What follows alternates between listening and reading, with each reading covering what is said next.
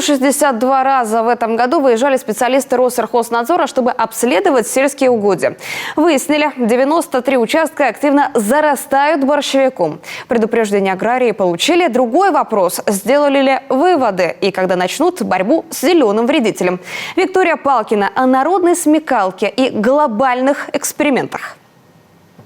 Пустить в бой химию решили власти Прилузского села Ношуль. И этим летом в рамках эксперимента обработали химикатами 1 гектар, которым завладел борщевик. Результат налицо: растение завяло, семян нет. Теперь этот способ будут чередовать с привычным кошением. Луга у нас сегодня, которые не обрабатываются, так как отсутствует сегодня сельхозпредприятие, поэтому он распространяется. Конечно, мы предписание населению пишем для того, чтобы они ухаживали своей территории, и все общественные места стараемся обкашивать. Свой эксперимент готовы запустить и в соседнем Сысольском районе. Здесь подготовили биологический способ борьбы с борщевиком Сосновского. Правда, первые результаты удастся увидеть через 3 года. Специалисты госсорткомиссии предлагают на территориях с борщевиком высаживать сидираты, проще говоря, природные удобрения. Запустить эксперимент готовы уже этой осенью. Правда, подойдет он только для полей. Навести порядок, например, в канавах этим способом не получится. Весь технологический процесс будет строиться так, что должна работать сеялка. Сеялка работает на ровных площадях. Будут работать дисковые бороны, будет идти вспашка. Да, большой технологический процесс, не спорю. Но это выравнивает почву.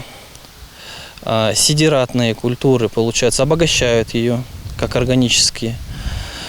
Также избавляются за счет замещения, то есть зеленая масса идет первая, то есть давит борщевик, сидиратная культура. Пока на такие эксперименты готовы небольшие крестьянско-фермерские хозяйства. Крупные сельхозпредприятия используют проверенные способы. Это и обкашивание по периферии, и это химические обработки. У нас есть, можно сказать, целая бригада, которая в течение лета занимается именно химической обработкой. На полях химическими обработками по борщевику не работаем. У нас на полях борщевика нет. Да, где есть залежные земли, где мы их осваиваем по новой, мы тоже стараемся химические обработки не выполнять, а из года в год сеем травы, и борщевик, в принципе, уходит. Борщевик – это болезнь неухоженных земель.